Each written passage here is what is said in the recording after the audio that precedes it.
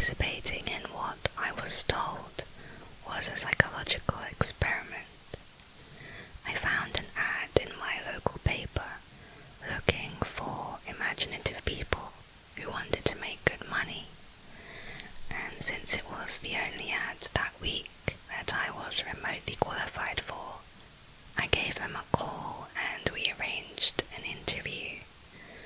They told me that all I would have to do is stay in a room alone with sensors attached to my head to read my brain activity, and while I was there I would visualize a double of myself. They called it my tulpa. It seemed easy enough, and I agreed to do it as soon as they told me how much I would be paid. The next day I began. They brought me to a simple room and gave me a bed, then attached sensors to my head and hooked them into a little black box on the table beside me.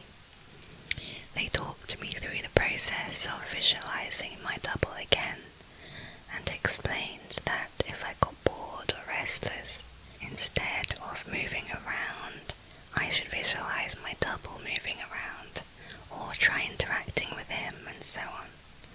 The idea was to keep him with me the entire time I was in the room. I had trouble with it for the first few days. It was more controlled than any sort of daydreaming I'd done before. I'd imagine my double for a few minutes, then grow distracted.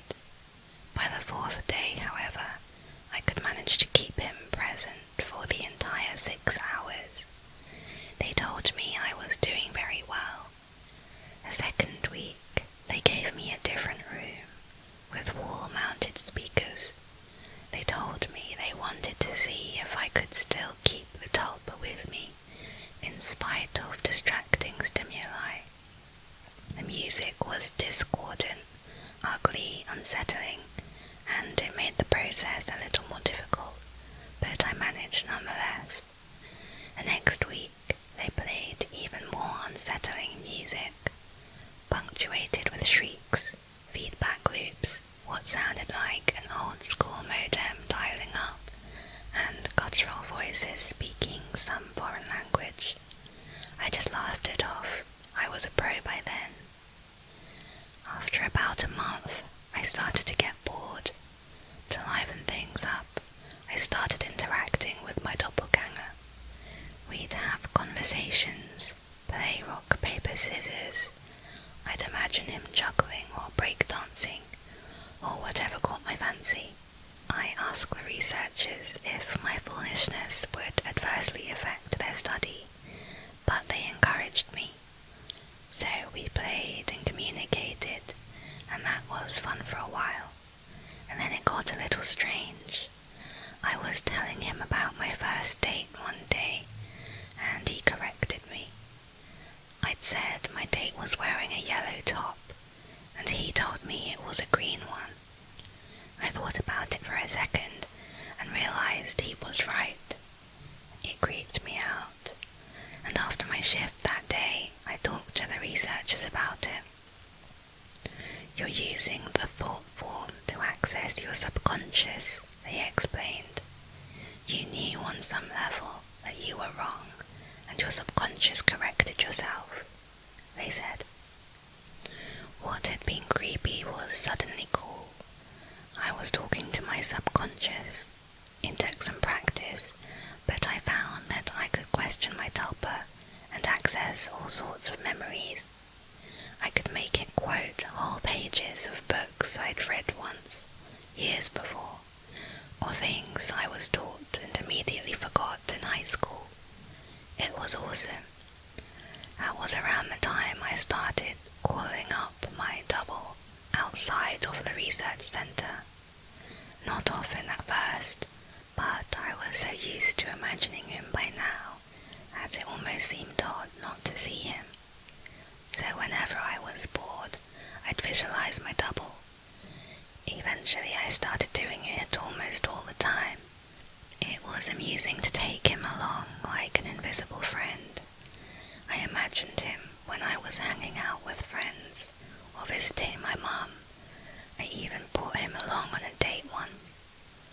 I didn't need to speak aloud to him, so I was able to carry out conversations with him, and no one was the wiser. I know that sounds strange, but it was fun. Not only was he a walking repository of everything I knew and everything I had forgotten, he almost seemed more in touch with me than I did at times. He had an uncanny grasp of the minutiae of body language that I didn't even realize I was picking up on. For example, I thought the date I brought him along was going badly, but he pointed out she was laughing a little too hard at my jokes and leaning towards me as I spoke, and a bunch of other subtle clues I wasn't consciously picking up on. I listened to him, and the date ended very well. By the time I'd been at the research centre for about 4 months, he was with me constantly. The researchers approached me one day after my shift and asked me if I had stopped visualizing him. I denied it, and they seemed pleased. I silently asked my double if he knew what prompted that, but he just shrugged it off. So did I. I withdrew a little from the world at that point. I was having trouble relating to people. It seemed to me that they were so confused and unsure of themselves, while I had a manifestation of myself to confer with. It made socializing awkward. Nobody seemed aware of the reasons behind their actions, why some things made them mad and other things made them laugh. They didn't know what moved them, but I did, or at least I could ask myself and get an answer. A friend confronted me one evening. He pounded on the door until I answered it, and came in fuming and swearing. "You haven't answered when I called you in weeks. You dick," he yelled. "What the hell is your problem?" I was about to apologize to him, and probably would have offered to hit the bars with him that night, but my tulpa grew suddenly furious. "Hit him," it said, and before I knew what I was doing, I did. I heard his nose break. He fell to the floor and came up swinging, and we beat each other up and down my apartment. I was more furious than I had ever been, and I was not merciful. I knocked him to the ground and gave him 2 savage kicks to the ribs, and that was then he bled, hunched over and sobbing. The police were by a few minutes later, but I told them that he had been the instigator, and since he wasn't around to refute me, they let me off with a warning. My tulpa was grinning the entire time. We spent the night crowing about my victory and sneering over how badly I'd beaten my friend. It wasn't until the next morning, when I was checking out my black eye and cut lip in the mirror, that I remembered what had set me off. My double was the one who'd grown furious, not me. I'd been feeling guilty and a little ashamed, but he goaded me into a vicious fight with a concerned friend. He was present, of course, and knew my thoughts. "You don't need him anymore. You don't need anyone else," he told me. I felt my skin crawl. I explained all this to the researchers who employed me, but they just laughed it off. "You can't be scared of something that you're imagining," one told me. My double stood beside him and nodded his head, then smirked at me. I tried to take their words to heart, but over the next few days, I found myself growing more and more anxious around my tulpa, and it seemed that he was changing. He looked taller and more menacing. His eyes twinkled with mischief, and I saw malice in his constant smile. No job was worth losing my mind over, I decided. If he was out of control, I would put him down. I was so used to him at that point that visualizing him was an automatic process, so I started trying my hardest to not visualize him.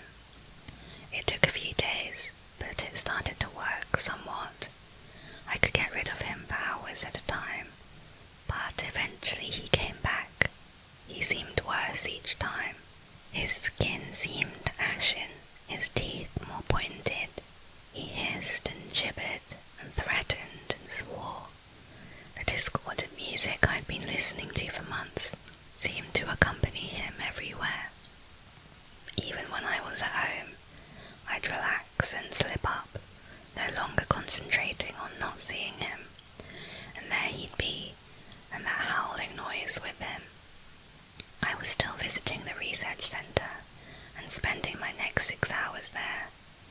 I needed the money, and I thought they weren't aware that I was now not actively visualizing my tulpa. But I was wrong. After my shift one day, about 5.5 months in, 2 impressive men grabbed me and restrained me, and someone in a lab coat jabbed a hypodermic needle into me. I woke up from my stupor back in the room, strapped to the bed, music blaring, my doppelganger standing over me, cackling. He hardly looked human anymore. His features were twisted, his eyes were sunken into their sockets and filmed over like a corpse. He was much taller than me, but hunched over. His hands were twisted, and his fingernails were like talons. He was, in short, completely terrifying. I tried to will him away, but I couldn't seem to concentrate. He giggled and tapped the IV in my arm. I thrashed in my restraints as best I could, but I couldn't move at all. "They're pumping you full of the good stuff, I think. How's the mind? All fuzzy?" He leaned closer and closer as he spoke. I gagged. His breath smelled like spoiled meat. I tried to focus, but I couldn't banish him. The next few weeks were terrible. Every so often, someone in a doctor's coat would come in and inject me with something, or force-feed me a pill. They kept me dizzy and unfocused, and sometimes left me hallucinating or delusional. My thought form was still present, constantly mocking me. He interacted with, or perhaps caused, my delusions. I hallucinated that my mother was there, scolding me, and then he cut her throat, and her blood showered me. It was so real that I could taste it. The doctors never spoke to me. I begged at times, screamed, hurled invectives, demanded answers, but they never spoke. They may have talked to my tulpa, my personal monster, but I'm not sure. I was so doped and confused that it may have just been more delusion, but I remember them talking with him. I grew convinced that he was the real one, and that I was the thought form.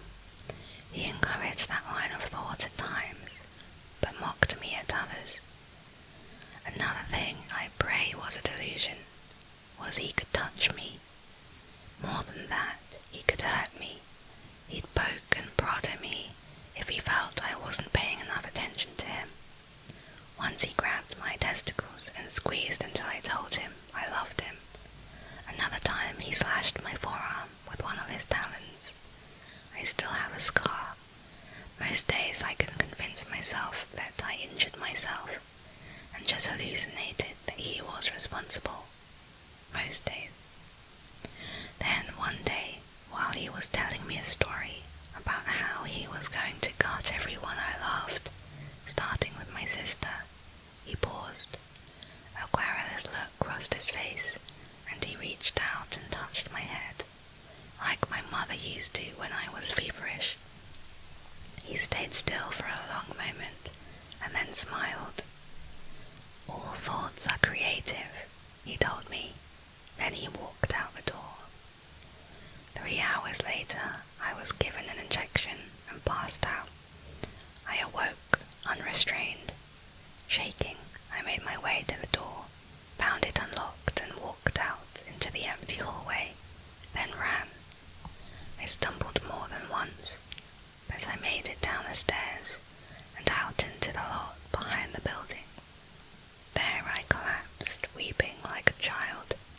I knew I had to keep moving, but I couldn't manage it. I got home eventually. I don't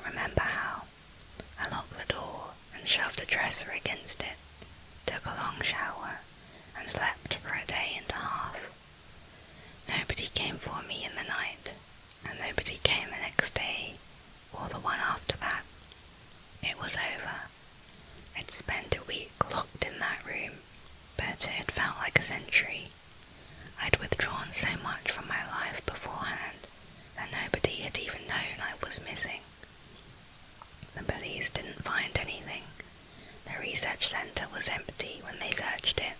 The paper trail fell apart. The names I'd given them were aliases.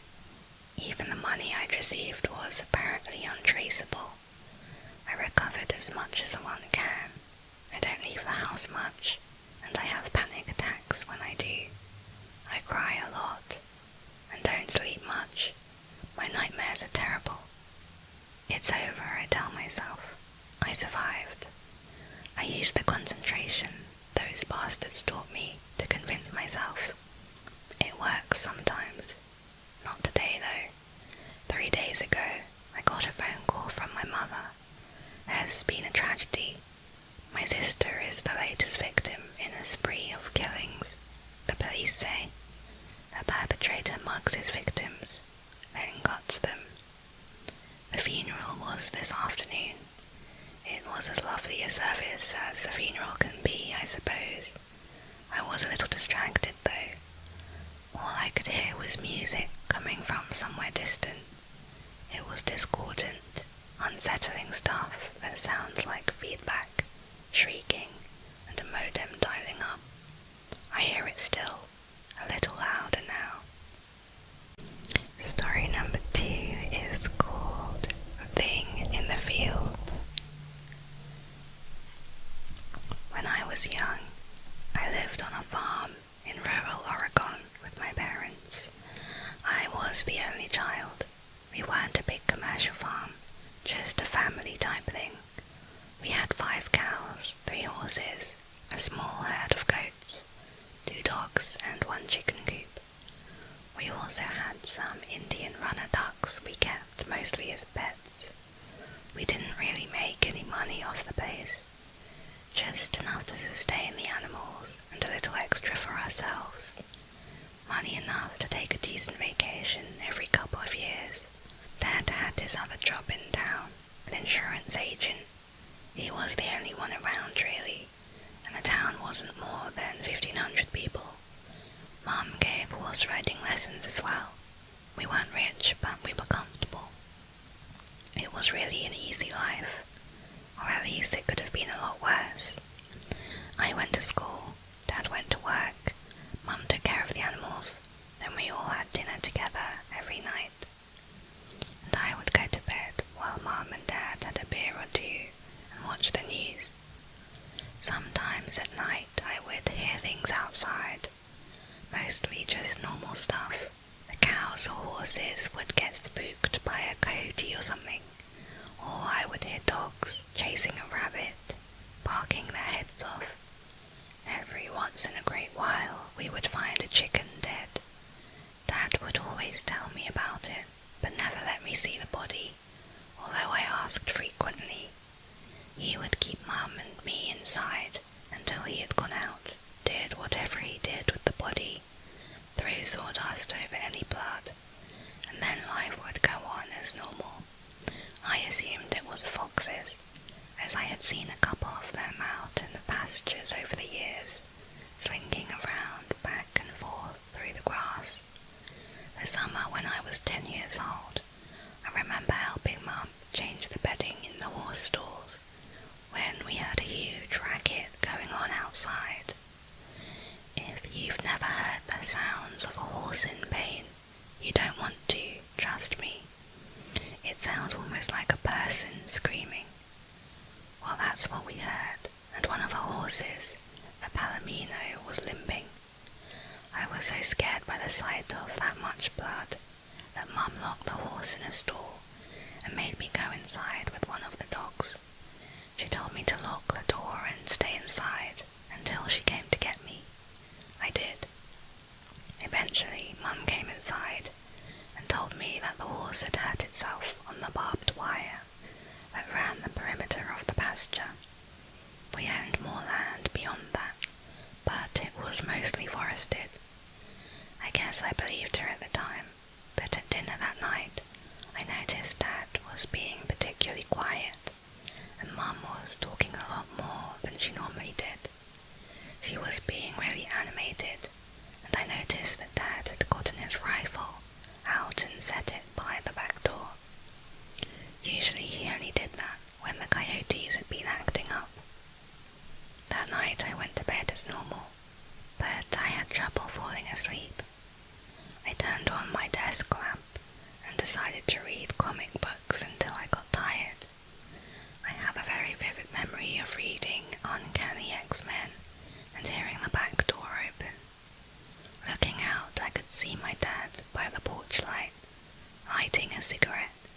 holding his rifle under his arm.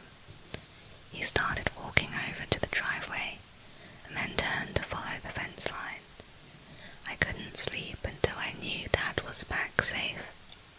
I kept coming downstairs with the excuse of getting water to see if Dad was back in the house yet, and each time all I saw was Mum sitting on the couch in the living room, staring at a blank TV screen and looking worried, sighing occasionally. Eventually, about 4 in the morning, I think, Dad did come back, and I was so tired and relieved that I fell asleep as soon as I knew he was home. He never told me what he did that night, but I never thought to ask. 2 months later, I was back in school. It rains a lot in Oregon in the fall, and this day was no different. All I could hear from my bedroom was rain hitting the ground and the aluminium roof of the chicken coop. There was light thunder in the distance, but it was slowly coming closer. I thought I had heard a coyote yapping out around the garage, or it could have been one of the dogs. I looked out, straining my eyes to see whatever there may have been. In a brief and distant lightning flash, I saw something. It looked almost like a person, but hunched over and with a long torso. It was tall, taller than Dad, who was a good 6'4" at least. I just barely caught a glimpse of it on the near side of the garage. Then the light faded, and I didn't see it again that night. There was another dead chicken in the morning, the third in just as many weeks. I told Dad what I had seen the previous night. The colour went out of his cheeks momentarily, until he said that the storm must have been playing tricks on me, and I accepted that. 4 months after that, we lost a cow. It was in the middle of the night, and we all woke up at the same time.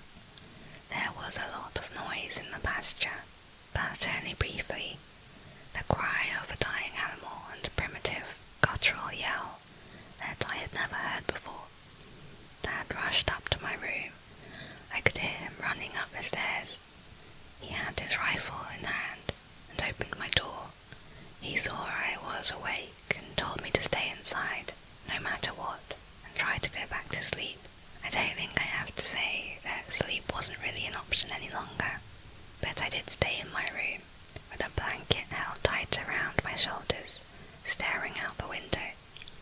Probably about 10 minutes later, I heard gunshots in the field.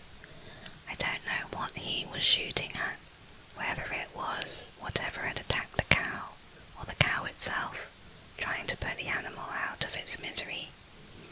Dad rarely, if ever, talked about that night. I later found out that he had gotten to the cow only to find it ripped open on the ground, bleeding out from its torso. The shots I heard were of him shooting the cow in the head. It kept going like that for years, a chicken or a duck here and there, something bigger only rarely. It sounds absurd, but I almost came to think of it as commonplace. I only recall glimpses of the thing until what comes next. It terrified me. It happened in the middle of the day, over the course of a long weekend when my parents had gone to Seattle to see my uncle who was ill.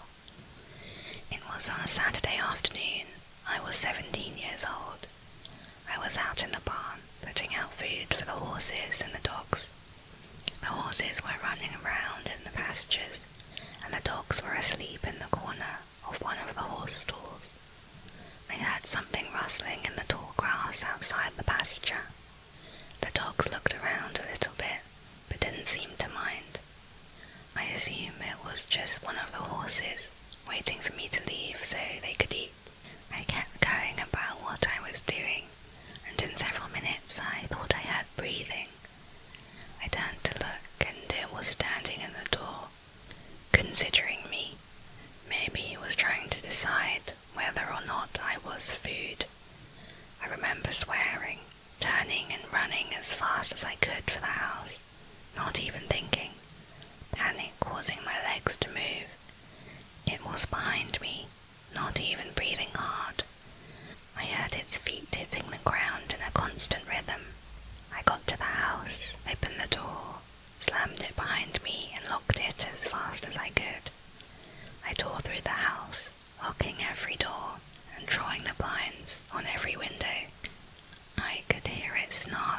outside the back door.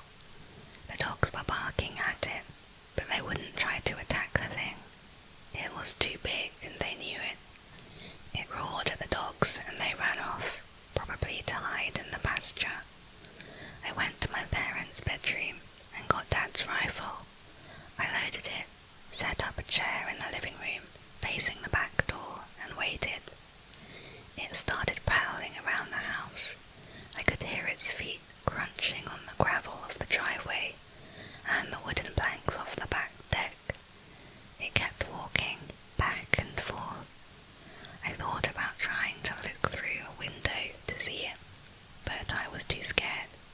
Eventually, after hours of hoping it would go away, the sun went down. I turned on all the outside lights and went up to my room. I opened my window with the rifle in my hands, hoping to be able to pick the thing off from above. I saw it lurking just beyond the glow of the porch light. It had long, sinewy arms and walked on bent knees. It was by the chicken coop. Then it disappeared from view. I heard the chickens squawking and screeching. The thing reappeared with a dead, bloody chicken in its hand.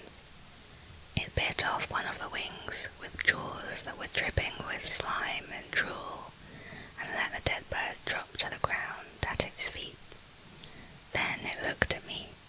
Its eyes made contact with my eyes. It turned away again, back to the chickens. It came back with another bird, mutilated it in front of me, and dropped it. It went back again, and again. I should have taken a shot at it, but I was too astounded and confused, trying to figure out what it was doing. Then it hit me. It was a show of power. It was showing me that it was stronger than me, that it could do whatever it wanted to do, because I couldn't stop it.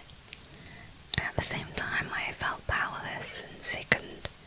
Powerless because what it was saying was true.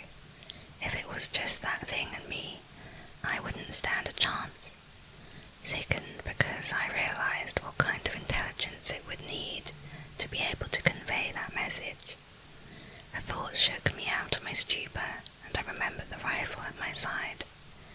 It was heading back to the chickens, and I decided that when it came back I would take my shot.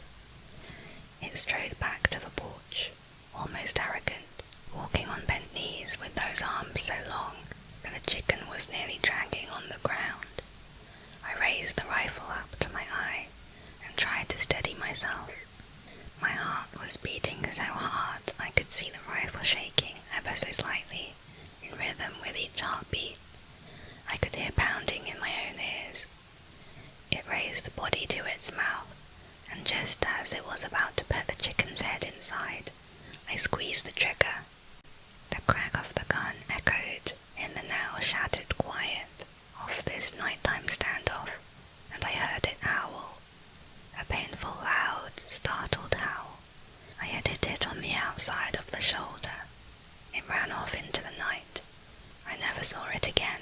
It's still out there though, and it still kills chickens and other things, and more often than before. The next story number 3, is called Mr. Widemouth. During my childhood, my family was like a drop of water in a vast river, never remaining in one location for long. We settled in Rhode Island when I was 8, and there we remained until I went to college in Colorado Springs.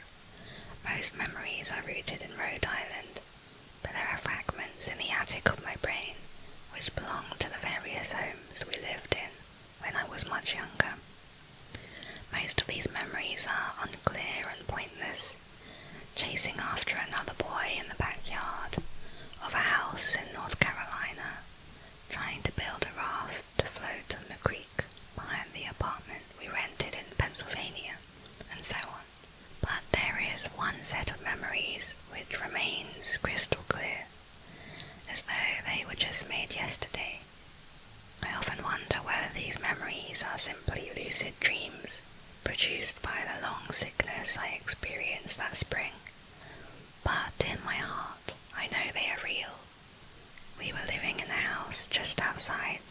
bustling metropolis of New Vineyard, Maine, population 643. It was a large structure, especially for a family of 3. There were a number of rooms that I didn't see in the 5 months we resided there. In some ways it was a waste of space, but it was the only house on the market at the time, at least within an hour's commute to my father's place of work. The day after my 5th birthday, attended only by my parents, I came down with a fever. The doctor said I had mononucleosis, which meant no rough play and more fever for at least another 3 weeks. It was horrible timing to be bedridden. We were in the process of packing our things to move to Pennsylvania, and most of my things were already packed away in boxes, leaving my room barren. My mother brought me ginger ale and books several times a day, and these served the function of being my primary form of entertainment for the next few weeks. Boredom always loomed just around the corner, waiting to rear its ugly head and compound my misery. I don't exactly recall how I met Mr. Widemouth. I think it was about a week after I was diagnosed with mono. My first memory of the small creature was asking him if he had a name. He told me to call him Mr. Widemouth because his mouth was large. In fact, everything about him was large in comparison to his body. His head, his eyes, his crooked ears, but his mouth was by far the largest. "You look kind of like a Furby," I said as he flipped through one of my books. Mr. Widemouth stopped and gave me a puzzled look. "Furby? What's a Furby?" he asked. I shrugged. "You know, the toy, the little robot with the big ears. You can pet and feed them, almost like a real pet." "Oh," Mr. Widemouth resumed his activity. "You don't need one of those. They aren't the same as having a real friend." I remember Mr. Widemouth disappearing every time my mother stopped by to check on me. "I lay under your bed," he later explained. "I don't want your parents to see me because I'm afraid they won't let us play anymore." We didn't do much during those first few days. Mr. Widemouth just looked at my books, fascinated by the stories and the pictures they contained. The 3rd or 4th morning after I met him, he greeted me with a large smile on his face. "I have a new game we can play," he said. "We have to wait until your mother comes to check on you, because she can't see us play it. It's a secret game." After my mother delivered more books and soda at the usual time, Mr. Widemouth slipped out from under the bed and tugged on my hand. "We have to go to the other room at the end of the hallway," he said. I objected at first, as my parents had forbidden me to leave my bed without their permission, but Mr. Widemouth persisted until I gave in. The room in question had no furniture or wallpaper. Its only distinguishing feature was a window opposite the doorway. Mr. Widemouth darted across the room and gave the window a firm push, flinging it open. He then beckoned me to look out at the ground below. We were on the 2nd story of the house, but it was on a hill, and from this angle the drop was further than 2 stories due to the incline. "I like to play pretend up here," Mr. Widemouth explained. "I pretend that there is a big, soft trampoline below this window, and I jump. If you pretend hard enough, you bounce back up like a feather. I want you to try." I was a 5-year-old with a fever, so only a hint of skepticism darted through my thoughts as I looked down and considered the possibility. "It's a long drop," I said, "but that's all part of the fun. It wouldn't be fun if it was only a short drop. If it were that way, you may as well just bounce on a real trampoline." I toyed with the idea, picturing myself falling through thin air, only to bounce back to the window on something unseen by human eyes.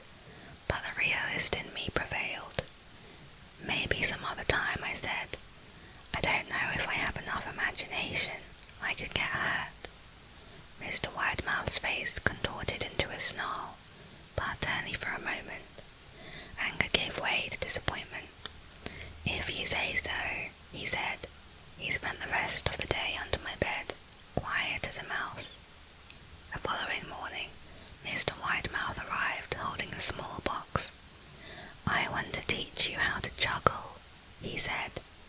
"Here are some things you can use to practice before I start giving you lessons." I looked in the box. It was full of knives. "My parents will kill me," I shouted, horrified that Mr. Widemouth had brought knives into my room, objects that my parents would never allow me to touch. "I'll be spanked and grounded for a year." Mr. Widemouth frowned. "It's fun to juggle with these. I want you to try it." I pushed the box away. "I can't. I'll get in trouble. Knives aren't safe to just be thrown in the air." Mr. Widemouth's frown deepened into a scowl. He took the box of knives and slid onto my bed, remaining there for the rest of the day. I began to wonder how often he was under me. I started having trouble sleeping after that.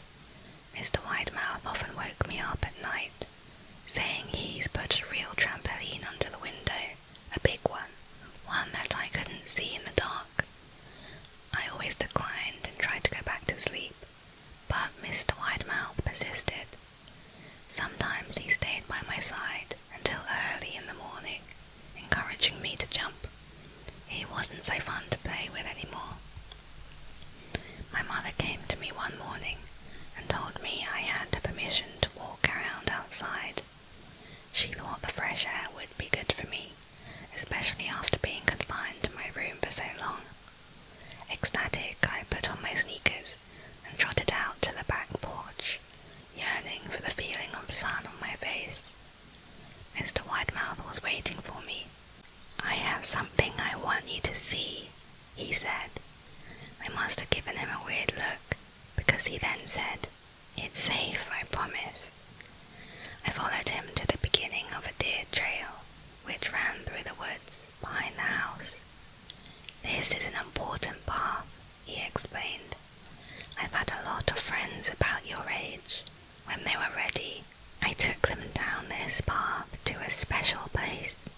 You aren't ready yet, but one day I hope to take you there." I returned to the house, wondering what kind of place lay beyond that trail. 2 weeks after I met Mr. Widemouth, the last load of our things had been packed into a moving truck. I would be in the cab of that truck, sitting next to my father for the long drive to Pennsylvania. I considered telling Mr. Widemouth that I would be leaving, but even at 5 years old, I was beginning to suspect that perhaps the creature's intentions were not to my benefit, despite what he said otherwise. For this reason, I decided to keep my departure a secret. My father and I were in the truck at 4 a.m. He was hoping to make it to Pennsylvania by lunchtime tomorrow, with the help of an endless supply of coffee and a 6-pack of energy drinks. He seemed more like a man who was about to run a marathon, rather than one who was about to spend 2 days sitting still. "Early enough for you?" he asked. I nodded and placed my head against the window, hoping for some sleep before the sun came up. I felt my father's hand on my shoulder. "This is the last move, son, I promise. I know it's hard for you, as sick as you've been. Once Daddy gets promoted, we can settle down and you can make friends." I opened my eyes as we backed out of the driveway. I saw Mr. Widemouth's silhouette in my bedroom window. He stood motionless until the truck was about to turn onto the main road. He gave a pitiful little wave goodbye, steak knife in hand. I didn't wave back. Years later, I returned to New Vineyard. The piece of land our house stood upon was empty except for the foundation. As the house burned down a few years after my family left, out of curiosity, I followed the deer trail that Mr. Widemouth had shown me. Part of me expected him to jump out from behind a tree and scare the living bejesus out of me, but I felt that Mr. Widemouth was gone, somehow tied to that house that no longer existed. The trail ended up in the New Vineyard Memorial Cemetery. I noticed that many of the tombstones belonged to children. Okay, it's time for some short stories. Story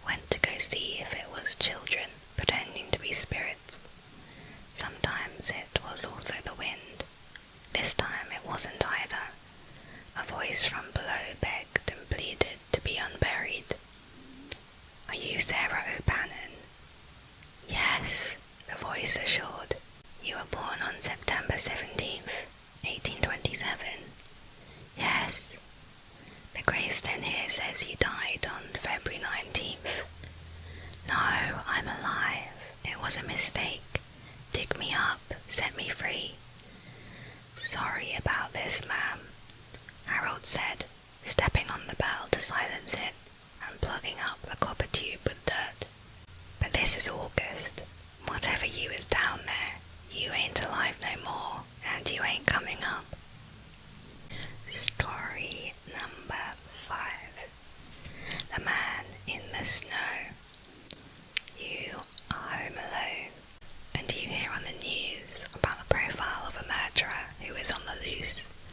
You look out the sliding glass doors to your backyard, and you notice a man standing out in the snow. He fits the profile of the murderer exactly, and he is smiling at you. You gulp, picking up the phone to your right and dialing 911. You look back out the glass as you press the phone to your ear, and notice he is much closer to you now.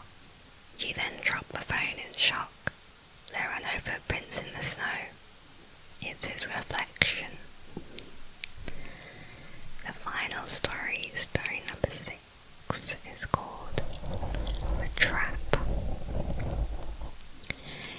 In Berlin, after World War II, money was short, supplies were tight, and it seemed like everyone was hungry. At that time, people were telling the tale of a young woman who saw a blind man picking his way through a crowd. The two started talking. The man asked her for a favor. Could she deliver a letter to the address on the envelope? Well, it was on her way home, so she agreed. She started out to deliver the message when she turned around to see if there was anything else the blind man needed. But she spotted him hurrying through the crowd without his smoked glasses or white cane. She was naturally suspicious, so she went to the police. When the police paid a visit to the address on the envelope, they made a gruesome discovery. 3 butchers had been harvesting human flesh and selling it to the starving people, and what was in the envelope